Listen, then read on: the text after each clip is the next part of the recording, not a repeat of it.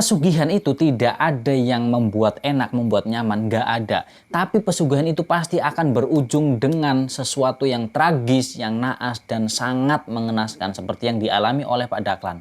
Dia melakukan pesugihan yang katanya nggak ada tumbalnya, tapi ternyata di akhir perjalanan Pak Dahlan sendiri, si pelakunya yang harus tewas jadi tumbal atas perbuatannya sendiri.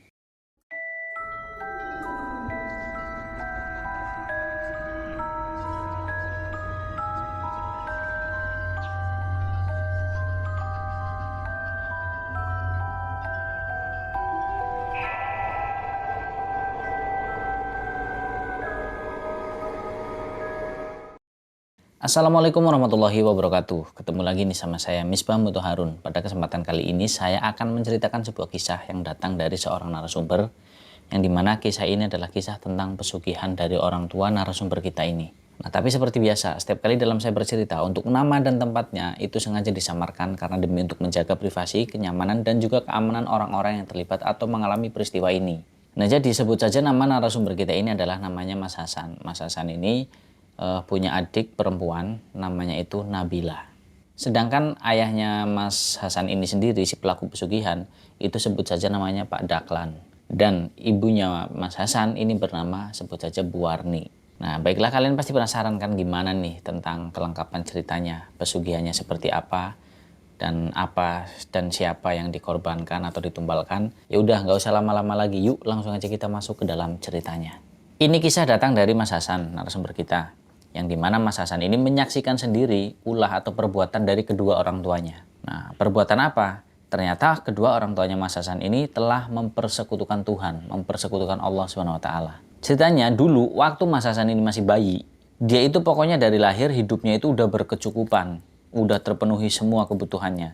Karena orang tuanya Mas Hasan ini adalah orang yang bisa dibilang kaya raya. Karena ayahnya Mas Hasan ini seorang owner atau seorang bos yang mempunyai 3 perusahaan. Nah, ayahnya Mas Hasan, Pak Dahlan ini memang berambisi menjadi orang yang sukses sejak dulu.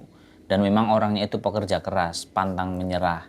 Intinya orangnya itu gigih sehingga bisa mendapatkan semuanya. Dan Pak Dahlan, orang tuanya Mas Hasan, orangnya itu memang cerdas. Jadi ide-idenya itu selalu banyak dan semua idenya itu pasti terrealisasikan. Dan itu pasti sukses, berhasil ide-idenya itu untuk mewujudkannya. Selain itu orangnya juga tegas, bertanggung jawab. Jadi pernah ada suatu ketika di perusahaannya si Pak Dahlan ini ada salah seorang karyawannya yang melakukan kesalahan. Nah, di situ si Pak Dahlan ini langsung menegurnya itu secara langsung dengan teguran yang tegas tapi tidak sampai memecat. Karena walaupun tegas dan maksudnya disiplin banget, Pak Dahlan ini orangnya juga bijaksana. Jadi nggak mungkin itu kesalahan yang disengaja kan. Nah, jadi ditegur biar nanti buat ngasih pelajaran biar tidak mengulangi kesalahan yang sama. Intinya seperti itu. Dan karyawannya juga nggak tersinggung ataupun sakit hati. Karena pertama ya wajar namanya seorang atasan ketika memarahi bawahan. Yang keduanya juga memang itu teguran, bukan berniat untuk memarahi atau mempermalukan. Jadi ya di situ pelajarannya buat semuanya sebenarnya. Jadi kesalahan satu orang itu ya nanti ditanggung bareng-bareng. Makanya itu untuk sebuah loyalitas dalam bekerja. Nah, Mas Hasan itu tinggal di rumah. Nah, rumahnya itu berada di dalam sebuah komplek. Nah, kompleknya itu komplek ya perumahan, ya bisa dibilang rumah elit lah ya, rumah mewah, rumah-rumah orang kaya. Nah, pada saat itu si Mas Hasan ini udah tumbuh, dia udah menjadi remaja, udah menjadi anak SMP kelas 3.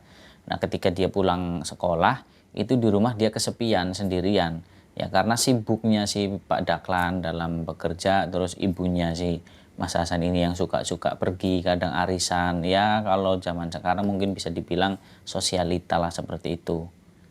Nah, sedangkan di rumahnya Mas Hasan sendiri orang tuanya ini enggan atau tidak mau mempekerjakan asisten rumah tangga ya, mungkin prinsipnya masih bisa ditangani sendiri gitu.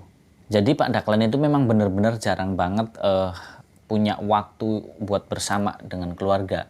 Jadi berangkat pagi sebelum si Mas Hasan sama ibunya ini bangun udah berangkat ke kantor. Nah, terus nanti di kantor kerja sibuk seharian sampai lembur. Ketika pulang ke rumah pun Mas Hasan sama ibunya ini udah terlelap tidur. Ya, jadi emang jarang banget mereka ketemu kecuali di hari libur. Di hari libur pun kadang-kadang juga nggak bisa fokus gitu loh, tapi terus apa ya, memikirkan pekerjaannya si Pak Dahlan ini. Tapi meskipun begitu, tujuannya Pak Dahlan ini ya dia bekerja keras, bersusah payah, banting tulang, tujuannya untuk membahagiakan keluarga kecilnya itu. Dan Bu Warni, ibunya Mas Hasan pun mengerti akan hal itu. Sebagai seorang istri yang baik, Bu Warni pun ya selalu mensupport, selalu mendukung apa yang dilakukan oleh suaminya, yaitu Pak Dahlan. Nah, Mas Hasan ini punya seorang kakek yang dimana kakeknya Mas Hasan ini adalah bapak kandung dari Pak Dahlan sendiri. Yang dimana hubungannya itu sangat dekat dengan Mas Hasan, walaupun rumahnya ini agak jauh jaraknya. Dan itu kakeknya si Mas Hasan yang sebut saja namanya itu kakek Basri, itu selalu menasehati, ngasih wejangan kepada Mas Hasan. Nasihatnya itu ya apa ya, agar Mas Hasan ini mumpung masih remaja itu kan selalu mendekatkan diri sama Allah, rajin sholat, rajin ngaji, rajin ibadah. Pokoknya nasihat yang baik-baik, yang positif-positif. Ya pada intinya kakek Basri ini selalu mengarahkan Mas Hasan ini selalu agar untuk belajar tentang keagamaan. Dan setiap hari Mas Hasan dia ketika pulang sekolah itu pasti rumahnya sepi, dia hanya sendirian di situ, ibunya sering pergi, bapaknya kerja. Nah ibunya ini kan kayak punya komunitas itu tadi yang saya bilang, kayak kalau misalkan istilah zaman sekarang sosialita. Jadi punya kayak komunitas arisan, ibu-ibu yang istri dari orang-orang yang kaya-kaya itu. Dan pada saat itu juga kebetulan si bapaknya Mas Hasan, Pak Dahlan ini dapat keuntungan dalam usahanya itu, sehingga ibunya Mas Hasan, Bu Warni ini dibelikan mobil nih ceritanya. Nah setelah dibelikan mobil itu ya jadi tambah jarang di rumah ibunya Mas Hasan ini, Bu Warni. Sering pergi acara sama teman-temannya. Tapi walaupun begitu, walaupun memang kurang perhatian sih secara waktu ya.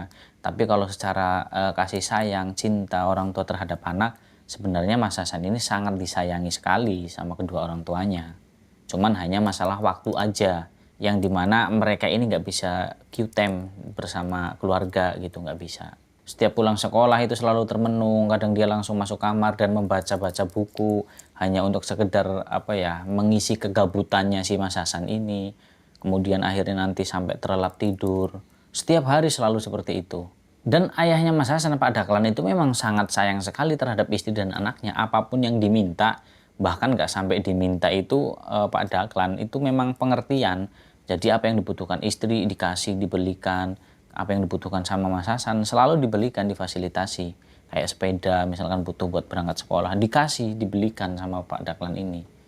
Nah ceritanya nih singkatnya, pada suatu ketika itu si Mas Hasan kebetulan udah di rumah lah, ibunya juga kebetulan di rumah. Nah itu Mas Hasan itu melihat ibunya itu mondar-mandir ke kamar mandi, bolak-balik. Nah di situ Mas Hasan mendengar suara ibunya ini lagi muntah-muntah. Dan ceritanya tuh pagi hari. Nah si Mas Hasan itu yang bingung kan, panik, dia nelpon bapaknya yang udah berangkat ke kantor. Nah ketika dia telepon kebetulan diangkat, dia ceritain, ibu katanya ini ya apa namanya, kepalanya pusing banget, badannya lemas dan muntah-muntah. Lah si Pak Dahlan kan panik, dia langsung pulang. Nah pulang ketika melihat istrinya itu lemes, pucat, kan jadi cemas si Pak Dahlan ini. Nah langsung membawa Bu Warni ini ke rumah sakit. Nah setelah diantar ke rumah sakit, si Mas Hasan ini berangkat sekolah kan.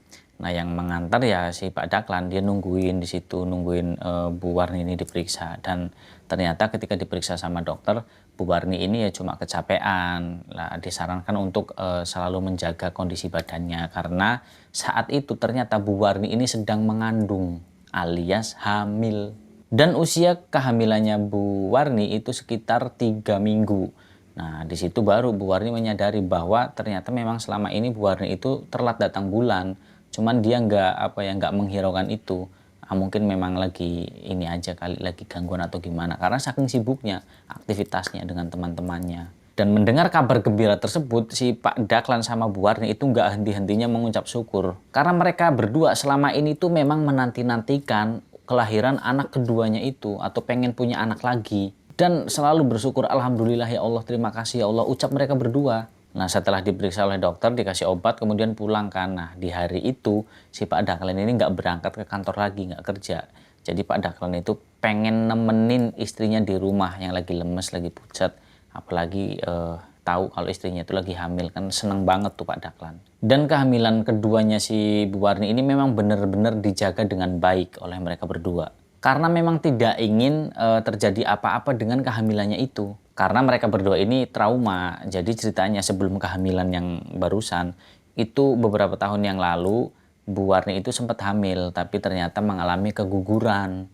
Nah itu makanya trauma dengan hal tersebut, sehingga kehamilan yang berikutnya yang saat itu benar-benar dijaga. Nah ceritanya Mas Hasan pulang sekolah nih, tapi hari itu Mas Hasan itu tidak kesepian seperti biasanya. Nah dia pulang, Assalamualaikum, ternyata ada yang menjawab Waalaikumsalam.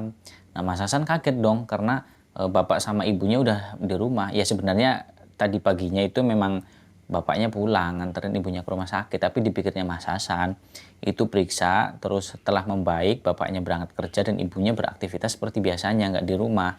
Tapi ternyata enggak, malah dua-duanya di rumah semua. Kan Mas Hasan kaget dong, loh tumben ayah kok nggak berangkat lagi ke kantor, ibu juga di rumah.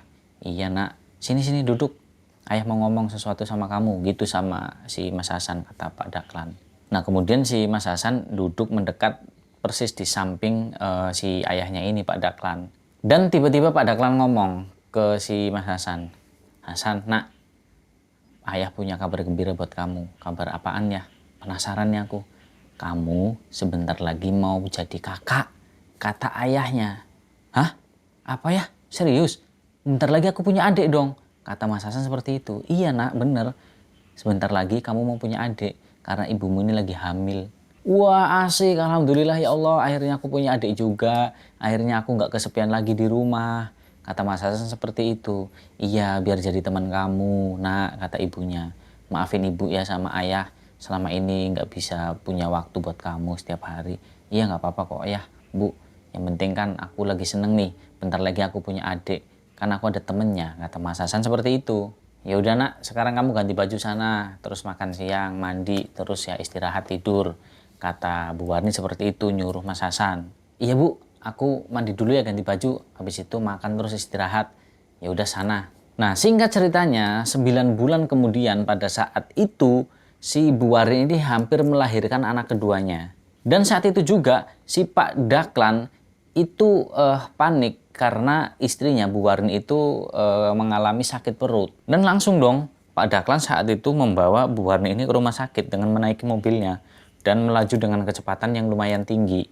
Dan sesampainya di rumah sakit ternyata benar Bu Warni ini mau melahirkan, ya mules mungkin apa ya, kayak kontraksi atau apalah itu namanya. Dan beberapa jam kemudian akhirnya anak keduanya Pak Daklan dan juga Bu Warni pun lahir. Yang lahir anak keduanya ini adalah seorang anak perempuan yang cantik, mungil, lucu. Dan anaknya ini langsung diberi nama yang memang udah disiapkan, dan sebut saja namanya itu Rara. Dan setelah melahirkan terus kemudian dirasa kondisinya memang cepat pulih nih Bu Warni, akhirnya sama pihak rumah sakit diizinkan untuk pulang. Nah Mas Hasan yang tahu adiknya udah lahir seneng banget dong, kegirangan saat itu. Dan Mas Hasan ini sangat menyayangi adiknya, sangat menyayangi Rara, sayang banget. Nah kemudian hari demi hari, bulan demi bulan, tahun demi tahun, akhirnya si Rara ini pun tumbuh menjadi seorang gadis kecil yang saat itu usianya sekitar 3 tahun. Dan Mas Hasan sendiri ini berarti usianya sudah ya masuk kelas 3 SMA. Dan di saat itulah hingga suatu ketika perusahaan yang dikelola atau dimiliki oleh Pak Daklan itu mengalami kebangkrutan. Karena Pak Daklan ini tertipu investasi bodong, yang dimana Pak Daklan ini ditipu oleh relasi bisnisnya, relasi atau perusahaan lain yang mengiming-imingi investasi dengan keuntungan yang besar.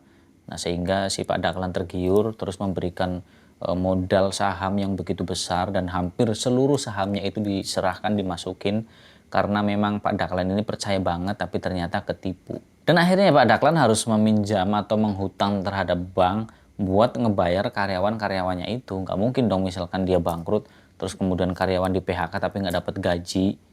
Ya akhirnya terpaksa hutang bank. Dan sampai pada akhirnya jatuh tempo waktu untuk membayar hutangnya terhadap bank karena nggak ada pemasukan, ya sehingga asetnya semuanya perusahaan, termasuk kayak pokoknya semua aset itu disita sama bank kecuali rumah. Rumah ini belum sampai ke masuk ke ranah rumah, itu belum sampai kena sita. Nah Pak Daklan sama Bu Warni itu memang benar-benar merasa terpukul dengan kejadian tersebut. Sampai-sampai Pak Daklan itu jadi apa ya, kayak stres banget gitu loh. Jadi nggak cuma Pak Daklan sih, Bu Warni juga.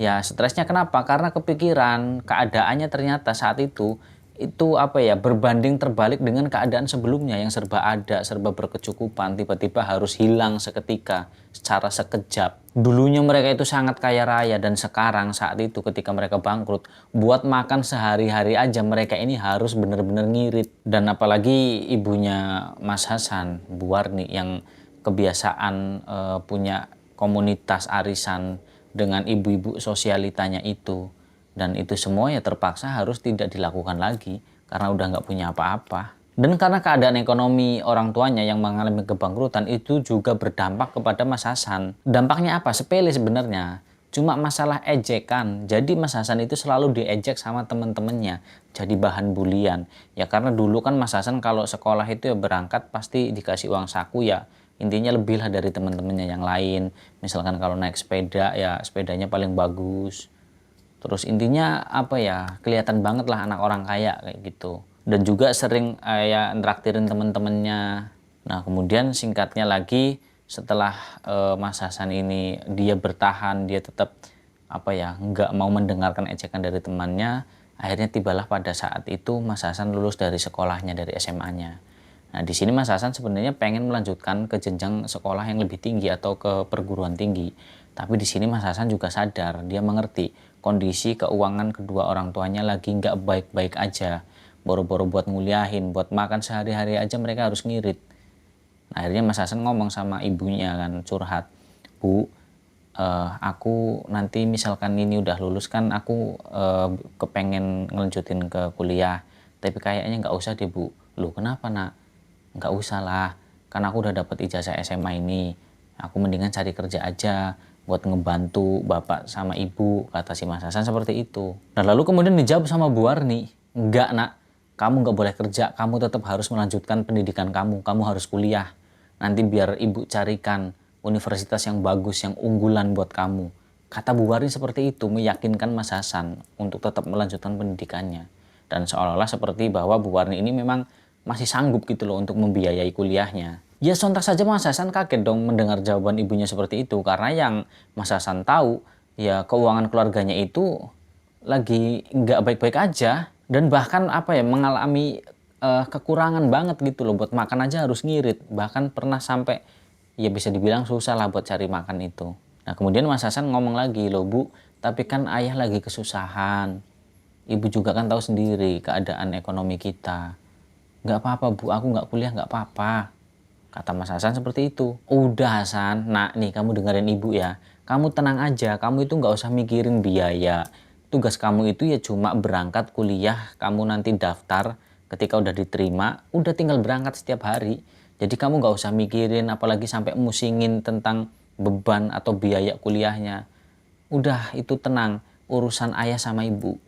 Nanti biarkan ayah sama ibu yang usaha nyari uangnya buat biaya kuliah kamu. Kata Bu Warin seperti itu. Semakin meyakinkan Mas Hasan agar dia mantap melanjutkan pendidikannya. Ya udah makasih ya Bu, makasih banget, kata Mas Hasan seperti itu. Iya sama-sama nak, jawab ibunya. Terus kemudian akhirnya Mas Hasan pun bisa untuk melanjutkan pendidikannya di perguruan tinggi. Di sebuah universitas unggulan di kotanya, tempat di mana Mas Hasan ini tinggal. Bahkan nih anehnya, yang tadinya si ayah dan ibunya ini stres memikirkan keuangannya, tapi saat itu udah biasa aja. Jadi malah memang benar-benar nggak bingung buat menguliahkan si Mas Hasan. Nah tadinya yang buat makan sehari-hari aja mereka itu harus benar-benar super ngirit, itu bisa tiba-tiba kembali kayak dulu ketika mereka ini masih berjaya. Hidangan makanan itu yang enak-enak, yang selalu bergizi, itu selalu ada lagi. Dan ini semua nggak membuat Mas Hasan ini bahagia, senang. Ya kalau bilang senang karena dia bisa melanjutkan kuliahnya. Tapi di belakang kebahagiaannya itu, di mana dia senang bisa kuliah, itu Mas Hasan menyimpan tanda tanya besar di situ. Loh kok bisa ya ayah dan ibunya itu bisa menguliahkan Mas Hasan? Walaupun sebenarnya ekonominya Mas Hasan tahu. Ya bukan berarti maksudnya dia nggak bersyukur, enggak. Tapi dia ya namanya orang penasaran gimana. Tapi itu semua awalnya tidak terlalu dipikirkan atau dihiraukan oleh Mas Hasan. Ya udahlah biarin aja, mungkin itu memang cara orang tua mereka, nggak perlu tahu. Yang penting Mas Hasan bisa melanjutkan kuliahnya, melanjutkan pendidikannya, dan kehidupannya kembali normal lagi. Tapi di sini Mas Hasan dia ketika berangkat kuliah itu masih kayak naik angkot gitu loh, angkutan umum. Jadi nggak punya kendaraan sendiri awalnya, walaupun memang semuanya itu perlahan seperti udah kembali normal. Nah, Mas Hasan ini sebenarnya yang namanya anak muda ya, dia itu memimpikan sebuah motor sport yang memang itu di kamarnya itu dia pajang poster kan, bahwa dia tuh memang memimpikan sebuah motor. Nah, terus kemudian selang 3 hari ketika Mas Hasan ini mau berangkat kuliah, dia mau berangkat, dia keluar rumah, tiba-tiba di depan rumahnya itu sudah terparkir ada motor sport seperti apa yang diimpikan oleh Mas Hasan. Dan persis seperti yang di poster yang dia pajang di kamarnya. Dia kaget dong, wah motor siapa ini? Nah, terus kemudian dia manggil ayahnya kan dari luar, ya ayah, sini ya. Terus, iya ada apa nak? Loh ya ini motor siapa kok ada di depan rumah kita? Itu, ya motor kamu lah nak, emang motor siapa lagi? Loh motorku, dari kapan ya? Kapan ayah beli? Itu kemarin sengaja ayah beli, ayah pesen khusus buat kamu. Karena ayah tahu, kamu itu pengen banget kan motor itu.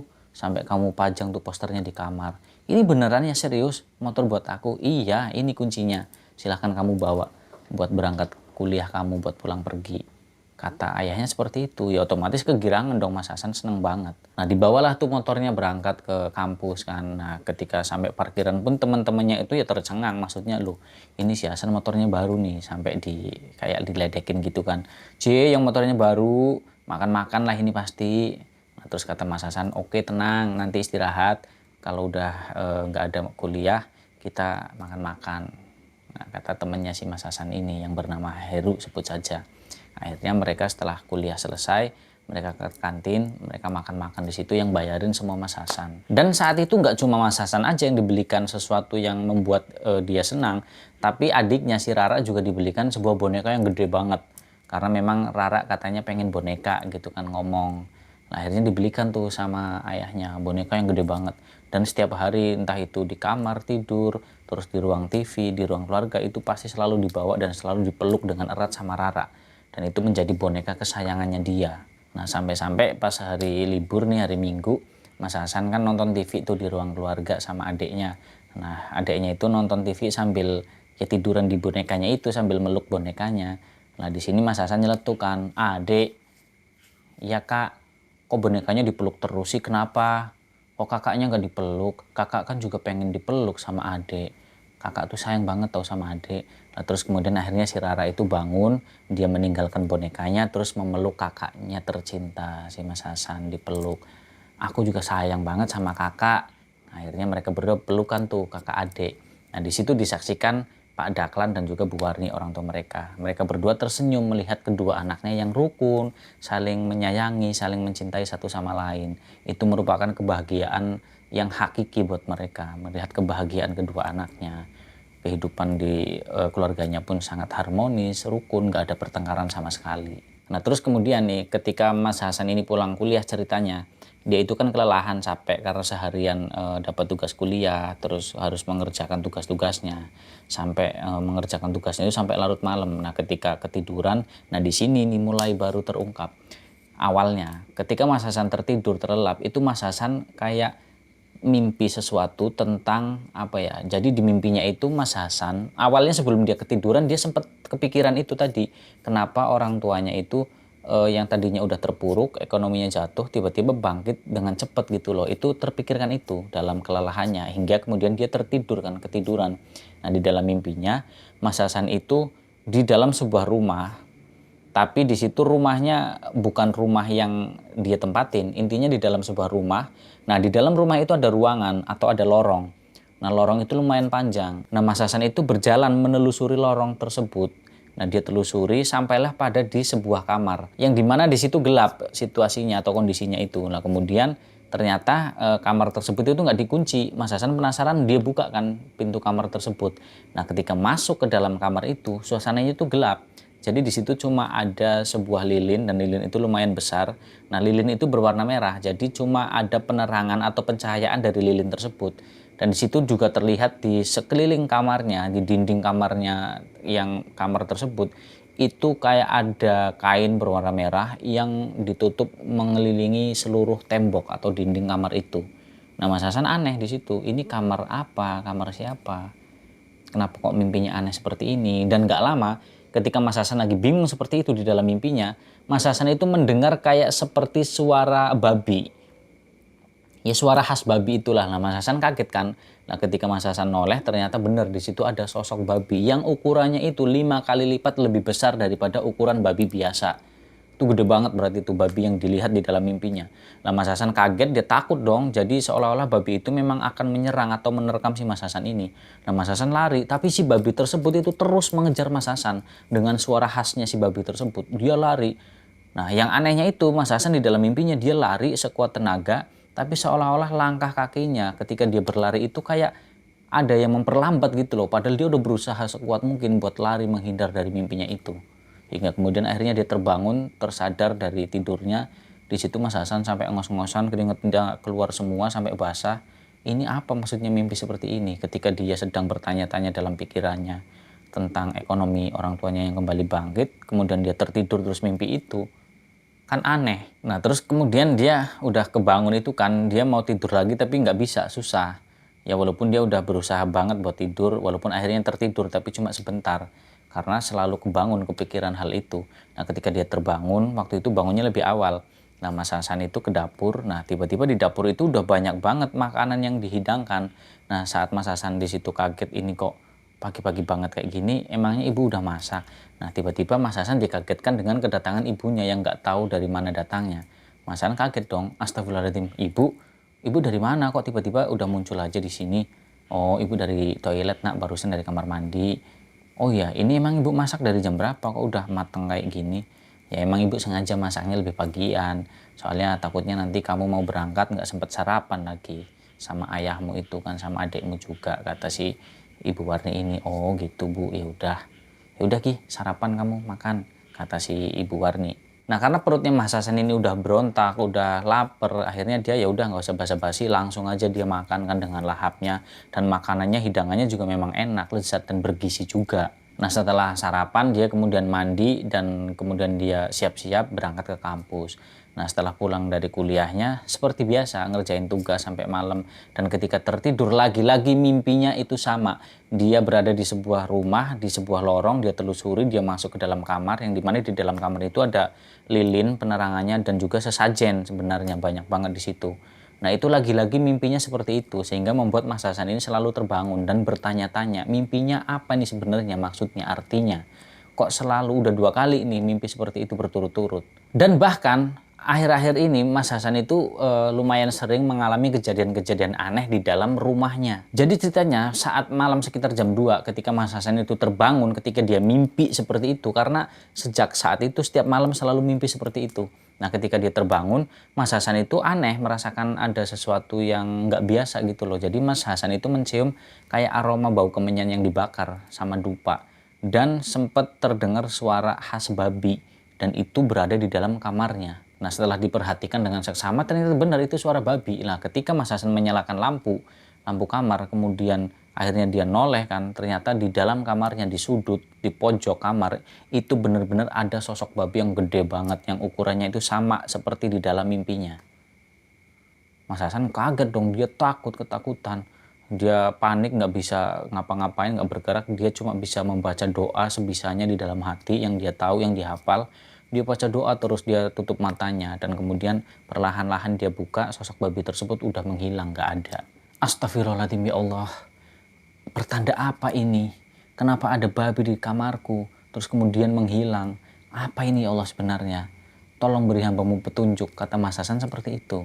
Nah kemudian di paginya seperti biasa sarapan bareng. Nah ketika lagi sarapan bareng ini Mas Hasan melihat ada yang aneh.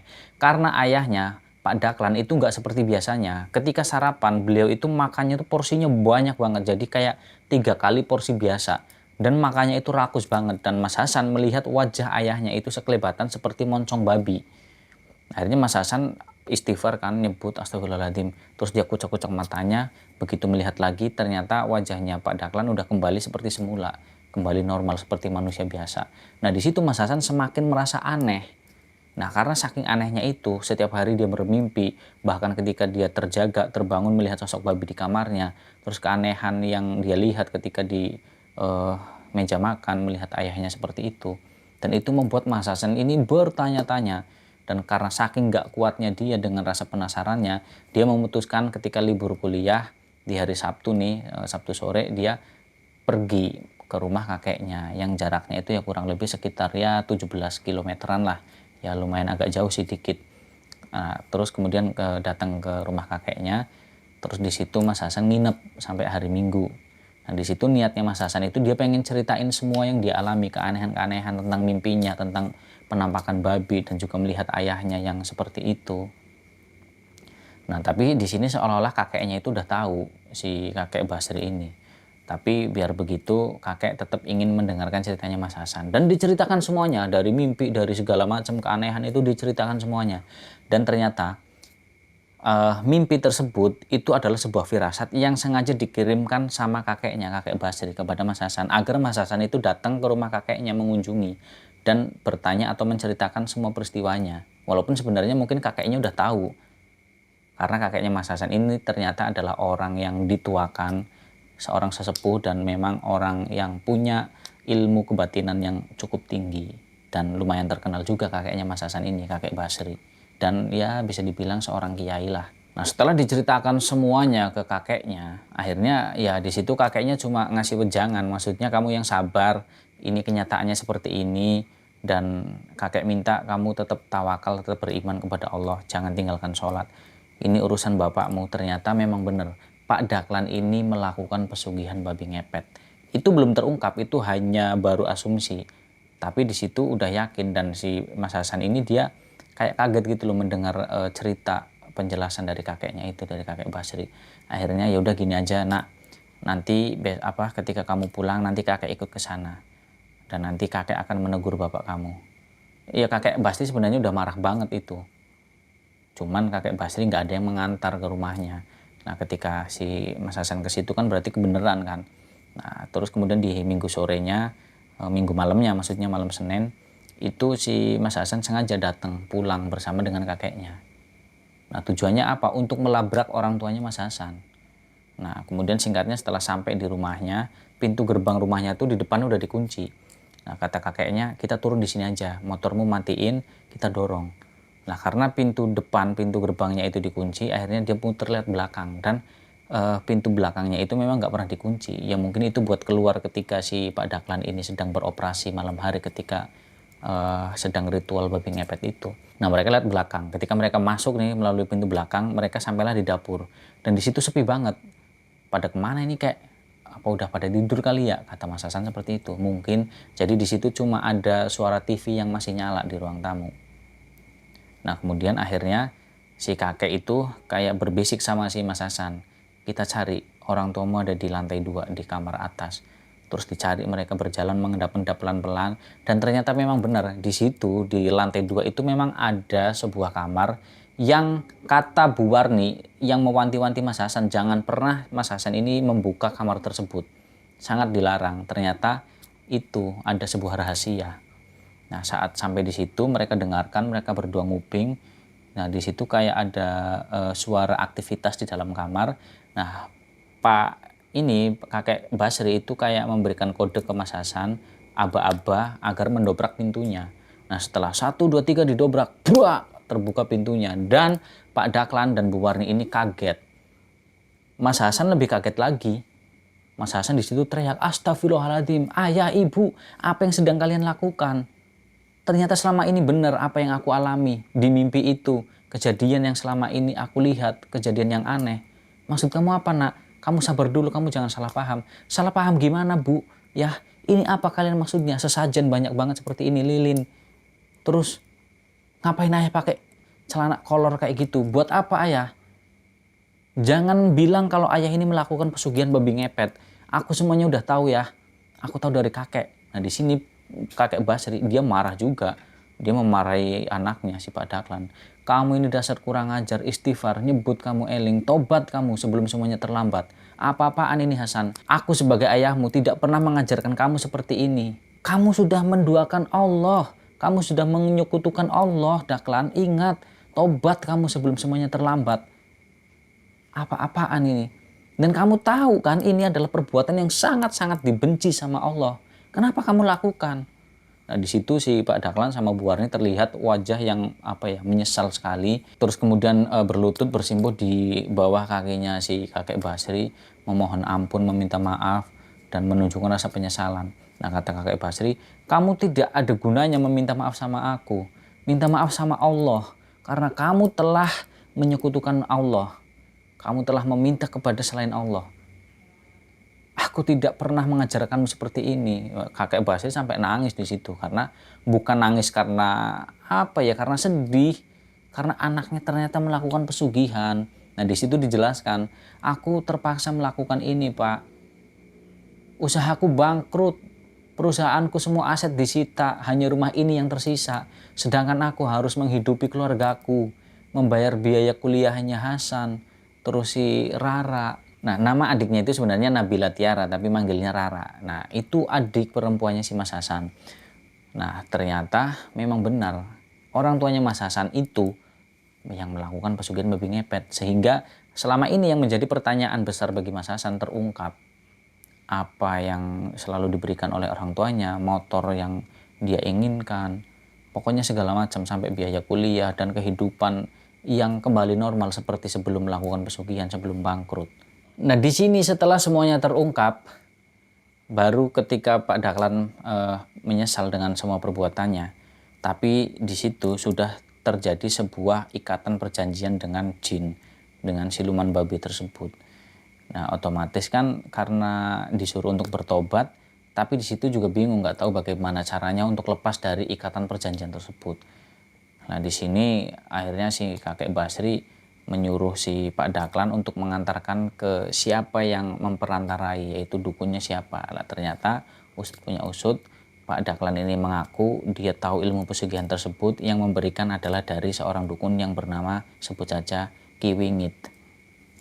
Nah, Ki Wingit ini memang dukun spesialis pesugihan, santet, dan lain sebagainya. Nah, taunya dari mana? Dari salah seorang temannya Pak Dahlan. Nah, jadi ini flashback sedikit ya. Jadi waktu itu, manakala Pak Dahlan itu sedang mengalami kebangkrutan dengan ekonomi yang sedang terpuruk, dengan kebingungan, kebimbangan yang sedang dirasakan, itu secara nggak sengaja Pak Dahlan ketemu sama salah seorang temannya. Nah, temannya Pak Dahlan ini sebut saja namanya Pak Markum. Nah, Pak Markum inilah yang menyarankan dan menunjukkan di mana lokasi atau rumahnya Ki Wingit, yang dimana di situ Ki Wingit adalah seorang dukun sakti yang bisa membuat orang menjadi kaya dengan cepat, yaitu dengan cara melakukan pesugihan. Nah, Pak Dahlan awalnya dia ragu, karena Pak Dahlan sebenarnya tahu pesugihan itu seperti apa, terus orang yang melakukan pesugihan itu konsekuensinya apa, dan larangannya, dan dosa-dosanya sebesar apa, itu Pak Dahlan tahu sebenarnya. Tapi kembali lagi, mungkin yang ada di pikirannya Pak Dahlan, dia buntu dengan kondisi dia terpuruk, yang udah biasa hidup bergelimangan, tiba-tiba seketika langsung jatuh ke bawah, kan kayak orang kaget. Nah, jadi akhirnya dia awalnya ragu, tapi kata si Pak Markum ini, "Udah nggak apa-apa, kita datang aja dulu, nanti kamu di sana terserah mau kamu lanjutin atau enggak, yang penting udah ketemu dulu sama Ki Wingit." Nah, singkatnya diajaklah ke rumahnya Ki Wingit dan dipertemukan. Nah, ketika sampai di rumahnya Ki Wingit itu seolah-olah udah tahu maksud kedatangan mereka.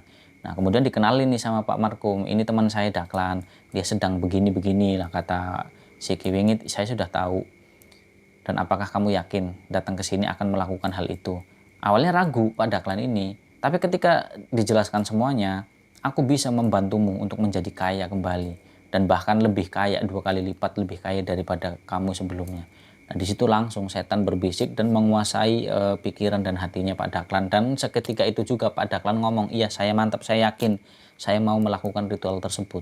Asalkan saya bisa kembali normal, kembali berjaya, dan saya bisa membahagiakan keluarga saya." Baiklah. Nah, akhirnya dijelaskan semua persyaratan untuk ritual. Nah, setelah itu Pak Dahlan balik, dia cerita sama istrinya. Awalnya dia ragu, takutnya Bu Warni itu nggak mendukung. Ya memang nggak mendukung awalnya, tapi setelah dijelaskan seperti ini, "Apa kamu nggak mau lihat anak kita bahagia, si Hasan kuliah, terus anak kita Rara itu bisa bahagia, senang." Nah, di situ baru Bu Warni terpengaruh dengan rayuannya Pak Hasan dan setuju. Nah, akhirnya dia balik lagi ke Ki Wingit dan melakukan ritual tersebut, dan akhirnya terjadilah itu pesugihan babi ngepet. Nah, jadi di rumahnya Ki Wingit itu udah disediakan kayak ruangan khusus kamar untuk pertemuan si Pak Dahlan dengan siluman babi. Nah, siluman babi ini kalau di sini nih, ini mohon maaf ya sedikit cerita. Kalau di kampung saya nih, di daerah sini, maksudnya daerah tempat saya tinggal itu kan ada pesugihan yang namanya serenggi. Nah, serenggi itu ya kayak semacam babi ngepet, cuman nggak ngepet. Intinya siluman babi. Nah, siluman babinya itu perempuan. Nah, ini sama yang dilakukan oleh Pak Daklan. Yang datang itu siluman babi perempuan. Nah, ketika di ruangan tersebut dilakukanlah ritual tersebut. Salah satunya yaitu ritual, mohon maaf, persetubuhan dengan si siluman babi itu yang menyamar sebagai sosok perempuan cantik. Nah, ketika sudah melakukan ritual di situ, si siluman babi itu juga meminta syarat kalau di rumahnya Pak Daklan itu harus disediakan sebuah kamar, yang mana nanti pada setiap malam Jumat Kliwon si siluman babi perempuan tersebut itu datang ke kamar itu dan harus Pak Daklan ini mau untuk menyetubuhi si siluman babi tersebut. Dan Pak Daklan mau, walaupun awalnya ragu, tapi diyakinkan justru malah sama Bu Warni yang tadinya sempat ragu. Nggak apa-apa Pak, nggak apa-apa. Yang penting kita bisa mendapatkan apa yang bisa membahagiakan anak-anak kita. Ya udah, akhirnya dilakukanlah ritual tersebut dan rutin dilakukan. Awalnya memang nggak ada tumbal. Awalnya karena yaitu bisikan setan, rayuan agar manusia itu terjerumus. Awalnya dirayu nggak ada tumbal, semuanya aman. Dan memang nyatanya seperti itu pada awalnya. Nah, tapi ternyata siapa sangka itu semua adalah jebakan setan. Yang awalnya katanya nggak ada tumbalnya memang benar, nggak ada yang ditumbalkan sama sekali. Bahkan sampai anak keduanya lahir tuh Rara juga masih aman-aman saja. Nah, tapi di sini walaupun tidak ada tumbal, tapi apakah mau terus melanjutkan prakteknya itu yang setiap hari ketika kita pertama kali melakukan saja itu sudah terkena dosa besar karena menyekutukan Tuhan. Apalagi terus dilakukan sampai akhir hayat. Ya pasti tambah besar dong dosanya. Kesalahannya itu, konsekuensi yang harus dibayar juga pasti akan sangat mahal. Nah, akhirnya ketika udah didatengin sama kakek Basri, ditegur dan disuruh untuk tobat, akhirnya Pak Daklan mau.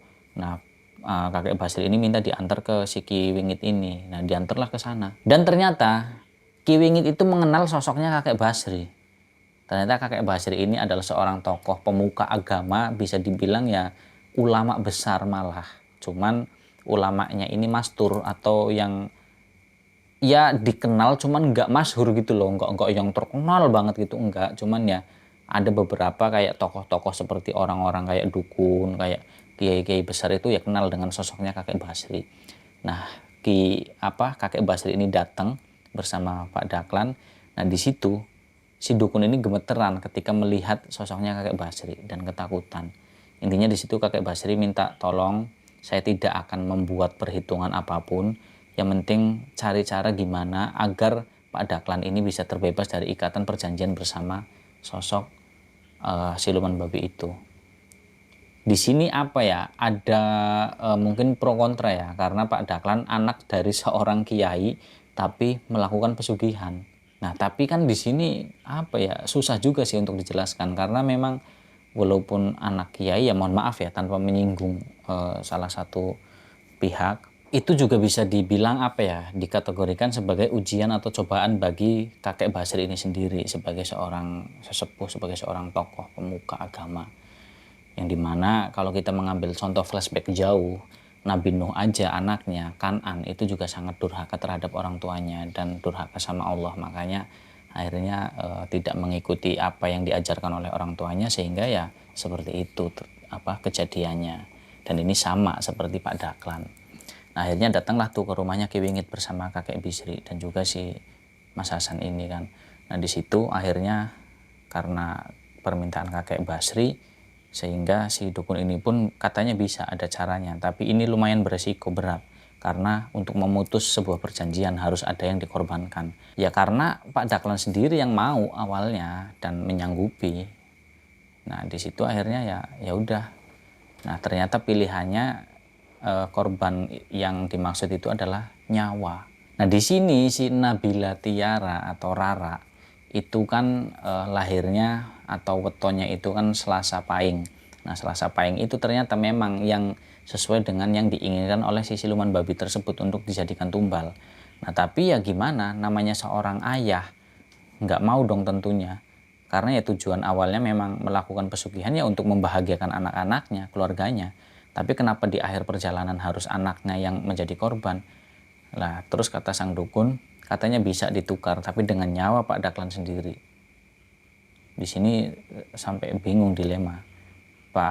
Kakek Basri pun ya nggak bisa berbuat apa-apa. Itu udah di luar kendalinya. Walaupun memang kakek Basri ini seorang pemuka, seorang tokoh yang disegani, sangat disegani malah. Tapi itu semua kan konsekuensi orang yang sudah melakukan perjanjian dengan iblis, dengan setan. Dan itu di luar kuasa, di luar kendalinya kakek Basri sendiri. Ya terlepas itu semua memang mungkin takdirnya seperti itu ya. Monggo sok gimana. Akhirnya setelah dipikir-pikir ya berat juga sih itu pilihan. Tapi yang penting mungkin dengan harapan untuk memutus ikatan perjanjian itu, dengan harapan akan mendapatkan ampunan dari Allah, walaupun itu semua wallahu a'lam, karena seperti yang kita tahu perbuatan syirik atau musyrik yang menyekutukan Tuhan itu memang dosa yang tidak bisa terampuni. Tapi itu kita kembalikan lagi, itu hak prerogatifnya Gusti Allah. Jadi terserah Gusti Allah ini mau memberikan ampunan, rahmat, atau bahkan siksaan yang begitu pedih terhadap hambanya, itu haknya Allah, bukan ranahnya kita. Jadi intinya kalau sesuai aturannya memang seperti itu, tidak ada dosa yang dosa yang tidak bisa diampuni, yaitu tadi dengan menyekutukan Allah. Tapi itu ya seperti itu, sehingga akhirnya diputuskan dengan sangat-sangat berat pertimbangannya, dan itu sebuah keputusan yang sangat memilukan, sangat menyedihkan, karena Pak Dahlan akhirnya memilih dirinya sendiri yang menjadi tumbal terakhir untuk memutus perjanjian atau ikatan pesugihan dengan siluman babi itu. Nah, kurang lebihnya ya akhirnya Pak Dahlan lah yang harus menjadi tumbal dari perbuatan itu sendiri. Sedih, udah pasti sedih, dan itu bukan hanya sekedar sedih, tapi kepedihan, kesedihan, luka, pilu. Kalian bayangin itu. Dan keluarganya semuanya tahu dan tidak bisa berbuat apa-apa. Kalau saja masih bisa dilakukan dengan cara lain, atau misalkan kehilangan hartanya, nggak apa-apa. Tapi semuanya nggak bisa, karena itu perjanjian yang sudah terikat kontrak dengan setan. Nah, setelah akhirnya singkatnya nih, akhirnya Pak Dahlan pun jadi tumbalnya, tewas, dan harta yang dia dapat dari kekayaan menjadi itu tadi ritual babi ngepet pun ya sirna bersama dengan kematiannya Pak Dahlan. Hilang semuanya asetnya itu. Nah, akhirnya kehidupannya si Mas Hasan, Bu Warni, dan adiknya kembali normal. Rumahnya kemudian dijual, yang rumah tersebut walaupun memang rumah itu bukan hasil dari pesugihan, tapi ketika kerja keras dulu sebelum bangkrut, itu dijual semuanya asetnya dan pindah tinggal bersama kakek Basri. Dan itu kejadian belum sampai menjadi rahasia umum sih, jadi memang belum banyak yang tahu. Nah, kenapa sih Mas Hasan menceritakan di sini? Karena memang ini benar-benar ada contoh pelajaran yang sangat-sangat berharga banget. Karena basicnya, latar belakangnya Pak Dahlan itu adalah anak seorang tokoh pemuka agama, tapi ternyata melenceng dari ajaran ayahnya. Dan itu bukan kesalahan ayahnya, karena Pak Dahlan memang orang yang udah dewasa dan tahu hukumnya, tahu tentang konsekuensinya apa aja, tapi tetap dilakukan. Yaitu udah resikonya. Dan bukan salah dari kakek Basri atau siapa-siapa, tapi kesalahan dia sendiri yang udah buta, kalut, kemudian dia kalah dengan bisikan atau rayuan setan, sehingga dia terjerumus ke dalam sebuah lubang atau lembah dosa yang begitu sangat besar karena menyekutukan Tuhan. Nah, niatnya Mas Hasan itu ya sebagai pembelajaran, sebagai contoh agar kita semua itu tidak melakukan perbuatan yang seperti dilakukan ayahnya itu Pak Dahlan.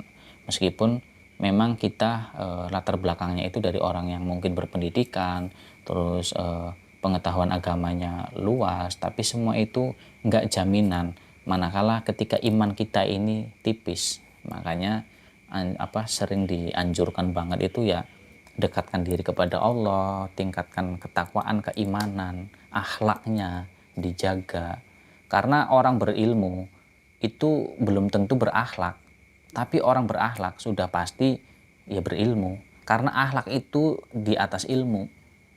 Nah, termasuk perbuatan yang dilakukan oleh Pak Dahlan ini juga ada kaitannya dengan akhlak. Akhlaknya orang berilmu harusnya dia ketika akan terpengaruh dengan sesuatu bisikan setan, itu dia harusnya kembalikan lagi akhlak dari pikiran bahwa saya ini punya Tuhan, saya punya akidah, saya punya agama, dan agama saya itu melarang ini.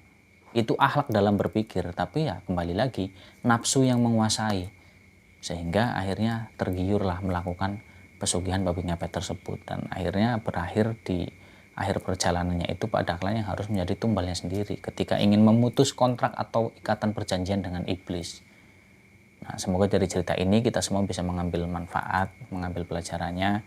Mohon maaf apabila dalam saya bercerita terlalu bertele-tele, panjang lebar, berbelit-belit, dan kurang bisa dipahami, tersampaikan, dan diterima ke kalian semua. Saya mohon maaf yang sebesar-besarnya.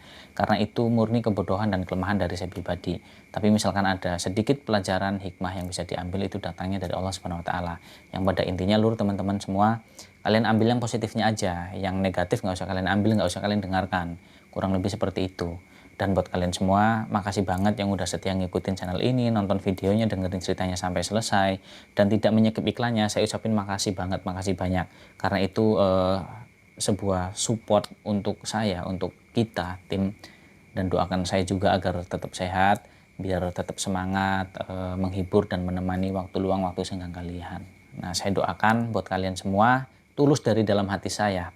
Semoga kalian senantiasa sehat selalu, diberikan rezeki yang banyak, yang berkah, yang halal, dimudahkan segala urusan, dikabulkan segala hajat, dijauhkan, dihindarkan dari orang-orang yang jahat, yang berniat buruk dan tidak baik, dan dihindarkan dari semua perbuatan-perbuatan yang seperti dilakukan oleh Pak Dahlan. Amin ya robbal alamin. Nah, jadi terima kasih. Saya pamit, sampai jumpa lagi di video dan juga cerita-cerita misteri berikutnya. Saya Misbah Mutaharun. Wassalamualaikum warahmatullahi wabarakatuh.